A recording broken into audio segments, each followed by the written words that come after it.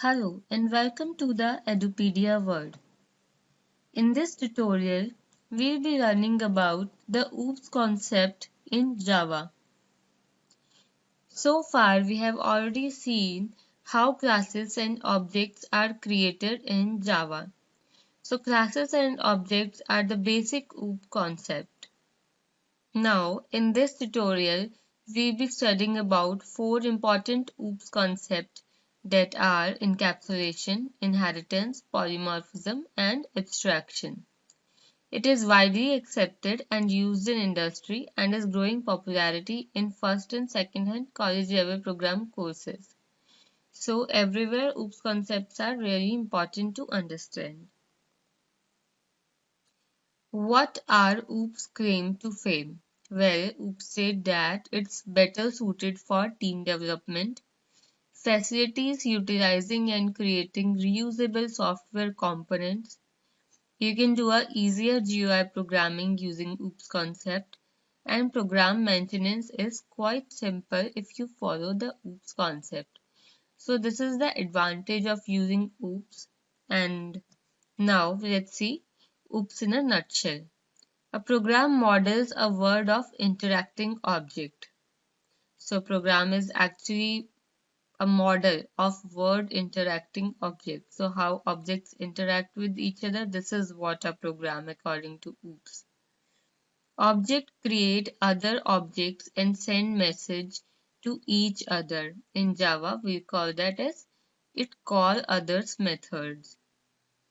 Each object belongs to a class and class define properties of its objects. So as we have seen, a class do have data members and member functions. So there are methods and instance variable in a class. So don't get confused whenever I use data member and member function, because data member is actually an instance variable and member function are actually methods. So you can use any of the terminology. A class implements an ADT, a type, the data type of an object is its class. Fine, so the data type of any object is actually a class. Programmer write classes and reuse existing classes. So this is, quite a summary version of OOPS, but we need to see like the major pillars of OOPS. So the four main pillars of OOPS are the concept of abstraction, encapsulation, inheritance, and polymorphism. So let's study these concepts, and these are really really important and will be asked each and everywhere and are used in each and every program of Java. So let's see. So the first concept is abstraction.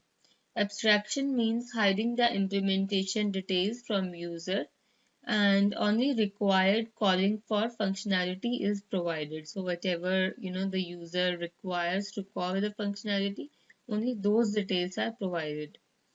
And abstraction actually means ignoring irrelevant feature, properties, or function and emphasizing on the relevant one.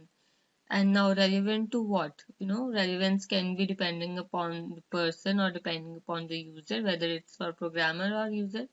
Whether relevant to a given object with an eye to future reuse in a similar project. So we give relevance according to the given project. So the project that we are having, according to that, what is the relevant detail. So we give importance to that, and we are not giving irrelevant importance to the feature, properties, and functions. So like this diagram represent abstraction. In Java, abstraction is achieved using abstract classes and interface, where interface provide 100% abstraction, whereas abstract classes provide partial abstraction. What are interface and what are abstract classes we'll be covering shortly in the next tutorial. As of now, just understand abstraction as a concept of hiding the unnecessary details and showing only the relevant ones. So just for example, you don't need to show the entire functionality from the perspective of project to like suppose if I'm having a detailed functionality, then what is the use of exposing that detailed functionality to other classes object? Let me just expose, let's say, the method signature, or just want to expose like this is a method you want to call. So I can say to any other class, okay, do you want to call this functionality? So this is a method, just call it, and that's it. And let me hide the detailed functionality, like what it is doing, what it is calling internally, and how it is done. So let's hide everything else. Why? Because why to unnecessary provide that detail? Because that is irrelevant to that object. Fine. So in this like picture, you can see there is a dancer object, and then we have other objects like male dancer and female dancer. So to another object of a outside word, or you can say a object of another class, we are just showing that we have a dancer thing. So dancer thing could be a dancer abstract class, interface, or a class, or whatsoever. So we just have a dancer, and internally back behind we know ourselves that we have a male dancer object and a female dancer object. But to other object, why to make confusion for that one to select whether it's want a male dancer or whether it's want a female dancer? The outside object just want a dancer, so let's give him a dancer, and let's not tell him like what all availability is there, because for him he just need a dancer, and depending upon the requirement we ourselves will decide what kind of dancer it is. So it is a real life example, but that is also how it is done in Java, that we usually create a, you can say, interface called dancer, and whatever, like there's another class that do want to do something with that dancer object. So, and we do have some implementation classes like male dancer and female dancer, but that other class is not aware of this implementation classes. Their other class is only aware of this dancer interface.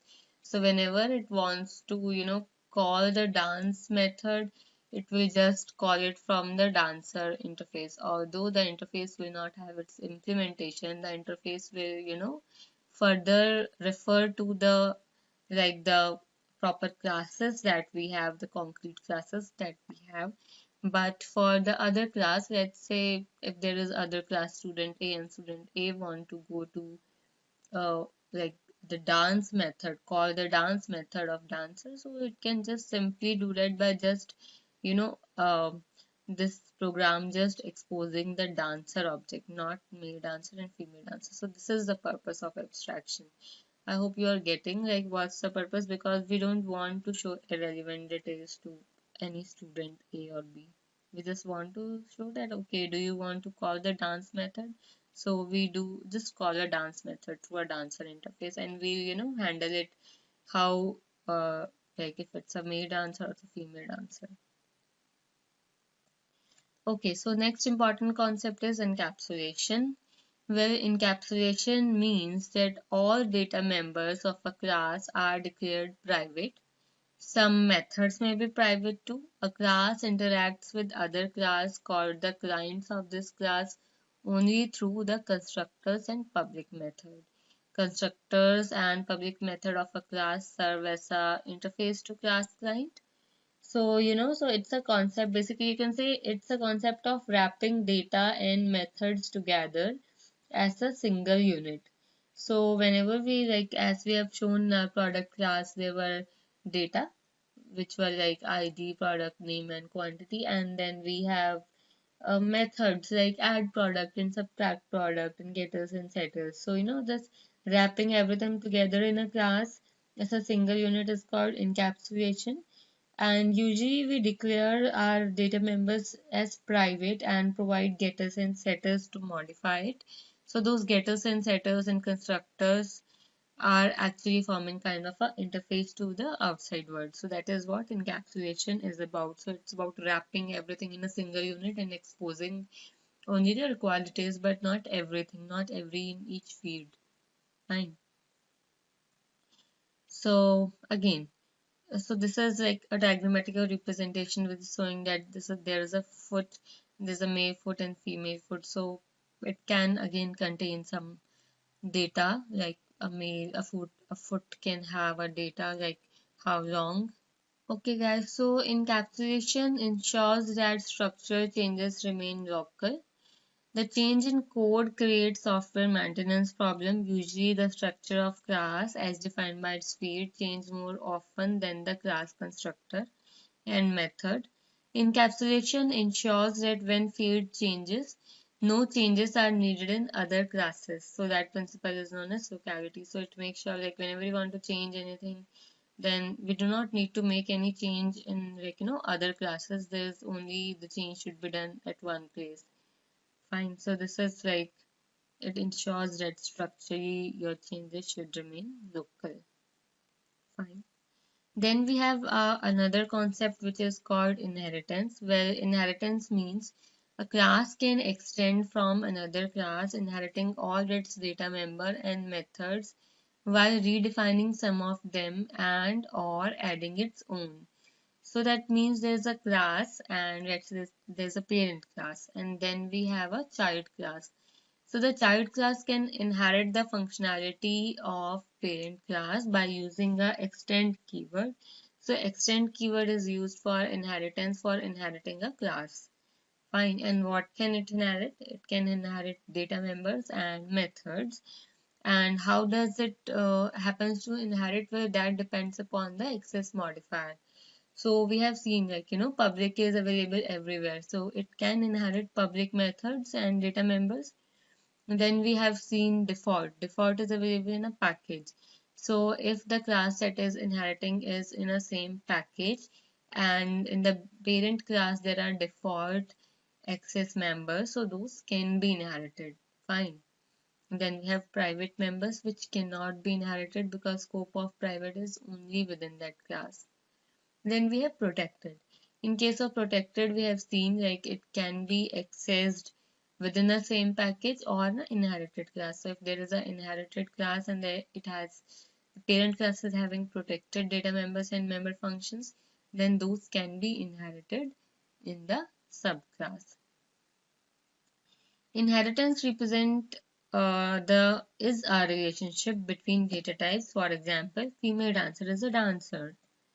Fine. So, where the terminology that use in inheritance are subclass or derived class. So you can say, here's a subclass and or derived class. So subclass and derived class are same things, and superclass and base class is also same thing. So when we say parent class, superclass, or a base class, so we are talking about like the upper class. Okay. And when we talk about a child class, subclass, or derived class, that we are talking about a lower class that is in those that are inheriting the parent class.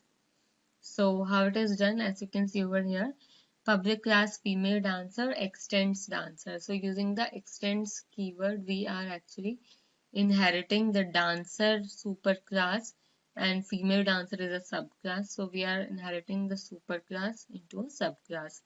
So all the data members and member functions will be available for inheritance depending upon the access modifiers that the data members and member function of dancer class are using. Fine. So as we're talking about this example of male and female dancer and how male and female dancer can inherit from dancer. Again, this is an example. So over here, yeah, it says constructor cannot be inherited. So that is an important point. Constructor cannot be inherited. And well, we are going to do a detailed example shortly. As of now, I'm just going through all the four important concepts to tell you theoretically what are they. But yeah, we'll cover each of them independently by taking an example. So again, this is an example, and well, in Java, I would like to tell you that there is a class called object. So this class object is actually the highest level class that is available in Java. So each and every class in Java actually inherits from the object class. So even if the Java has some predefined classes or the class that you create will be actually inheriting from the object class. So object is superclass of each and every class. So this class object does have some data members and member functions. So each and every class can utilize those. Okay. So all methods of base library class are available in your derived class, so you do not need to have a source code of class. So suppose, sometimes you have seen in your project you actually include some jar files or library file. So you do not need to include the source code. If you like import that, then those are inherited and you can use those methods that are written in those classes. Okay. Then the last important concept that we are going to cover in this tutorial is polymorphism. Well, polymorphism ensures that appropriate method is called for an object of a specific type when the object is disguised as a more general type. So polymorphism actually means the ability to take more than one form, and it ensures that whenever a method or anything it's taking more than one form, then it ensures that the correct form is getting called and they are actually distinguished. So the good news is that polymorphism is already supported in Java, so there are many predefined classes in Java which are already using polymorphism. Okay, so just consider a situation that there is a collection. So collection can be array, list, etc. And it contains object of different but related types. The object are different but they are of related types or derived from the same common base class. So how they are different? Because they are different object, and they are related because they have a common base class. Fine. And now the polymorphism replaces old-fashioned use of explicit object attribute and if-else statement as in. Okay, so this is an example. I think I'm going to cover it shortly, but yeah, coming back to this situation. So now this base class might have a method, let's say, to add two numbers, and I do have two derived class. Let's say or I could say I do have a class called as shape. Okay, shape is my base class, and then I do have two derived class which are circle and rectangle.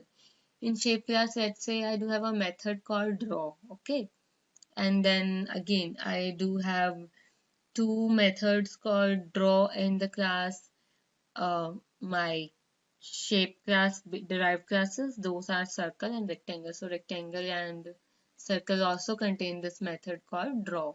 So basically the method that is there in a base class is actually getting overridden in your derived classes, that are circle and your rectangle. So this is an example of polymorphism where the method draw is taking multiple forms. So one form is like in the shape class which is having some parameter, and the other forms are in rectangle and circle class. So this is like how polymorphism is done. Yeah, and we are actually going to do an example of polymorphism, so don't worry about it.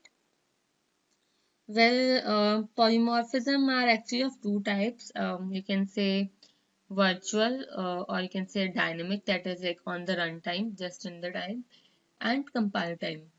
Well, the example of compile time polymorphism is method overloading, and the example of runtime polymorphism is method overriding. Fine, and what's the difference between the two? We'll cover that also shortly.